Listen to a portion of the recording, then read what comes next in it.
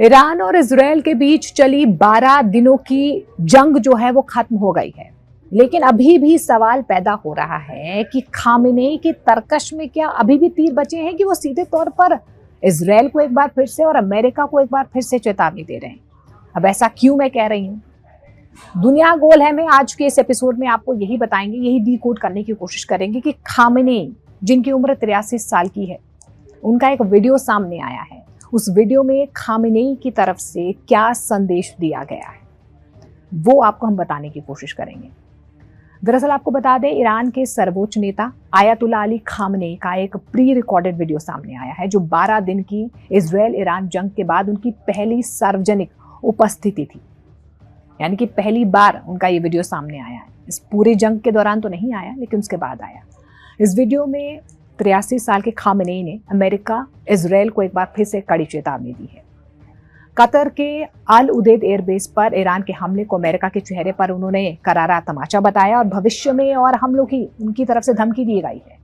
उनकी आवाज में वो भारीपन नजर आ रहा है, कंपन नजर आ रही है, जो उनकी उम्र और हाल ही की जंग के तनाव को भी दर्शा रहा है। फिर भी उनका ये संदेश न सिर्फ उनकी जीवित मौजूदगी का सबूत था, बल्कि ईरानी जनता में जोश भरने और दुश्मनों को चुनौती देने की भी उनकी कोशिश जो है इस वीडियो के जरिए सफल रही है। लेकिन सवाल ये है कि क्या तबाही झेल चुके ईरान के पास अब भी कोई ताकत बची हुई है, और अगर ताकत बची हुई है तो कौन बैक कर रहा है ईरान को? क्या वाकई में ही रूस मदद कर रहा है, चीन मदद कर रहा है खामेनेई की? देखिए, खामेनेई का ये वीडियो एक सादे कमरे में भूरे पर्दे, ईरानी झंडे और उनके पूर्ववर्ती रूहुल्ला खोमेनी की तस्वीर के सामने रिकॉर्ड किया गया। ईरान की 9 करोड़ की जनता 1979 की इस्लामी क्रांति के बाद से कठोर शासन और नियंत्रित मीडिया के साए में जी रही है। उनके लिए ये संदेश, जो खामेनेई का संदेश आया है, वो एकता, एकजुटता और प्रतिरोध का प्रतीक था। खामेनेई ने यह दावा किया है कि अमेरिका ने जंग में हस्तक्षेप केवल इजराइल को बचाने के लिए किया, लेकिन उसको कुछ हासिल नहीं हुआ। अमेरिका को कुछ हासिल नहीं हुआ, क्योंकि अमेरिका की तरफ से जो ये दावे किए जा रहे थे कि हमने फोर्डो, नतांज, इस्फहान पर जिस तरीके से अटैक किया है, ईरान के ये जो परमाणु अड्डे हैं, जो साइट्स हैं, उन पर अटैक किया है, खासतौर पर फोर्डो न्यूक्लियर साइट पर जो अटैक किया है, उसके बाद से उस पूरी साइट को जो है वो ध्वस्त कर दिया गया है।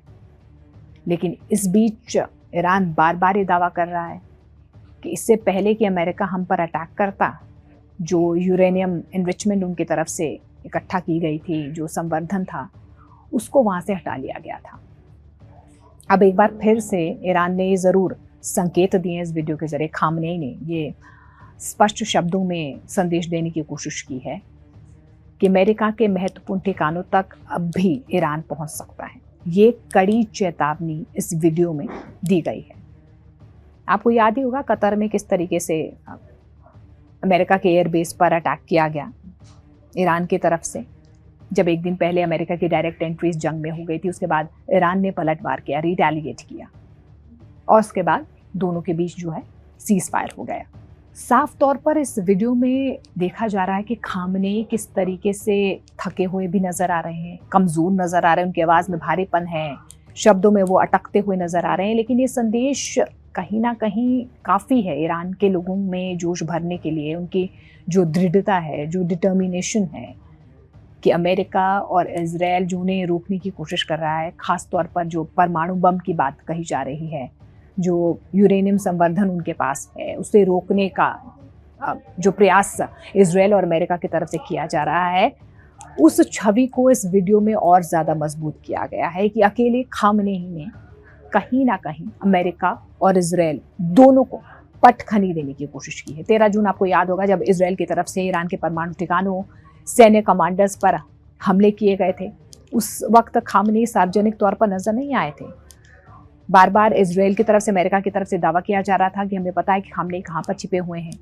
उनकी तरफ से तो ये भी दावा किया गया कि वो किसी गुप्त स्थान पर शरण लिए हुए हैं, यानी कि किसी बंकर में छिपे हुए हैं।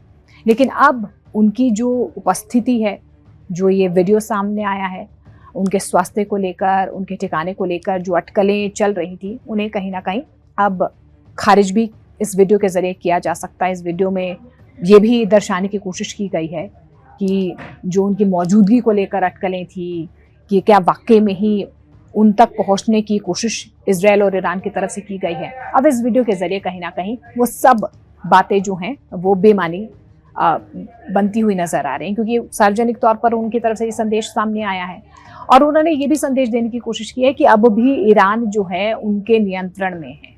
यानी कि सत्ता परिवर्तन की बात जो अमेरिका की तरफ से कही जा रही थी, उस पर भी कहीं ना कहीं अब खामनेई की तरफ से ये जवाब सामने आया है कि सत्ता परिवर्तन अब ईरान में होगा नहीं। उनमें कहीं ना कहीं वो क्षमता है कि वो अब भी ईरान को उसी तरीके से चला सकते हैं जैसे कि वो चला रहे हैं।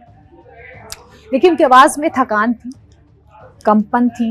सवाल यही उठ रहा है क्या वास्तव में जो उनके चेहरे पर या उनके शब्दों में जो थकान नजर आ रही थी, लेकिन वास्तव में क्या वो ताकत रखते हैं जो वो प्रदर्शित करने की कोशिश कर रहे हैं इस वीडियो के जरिए।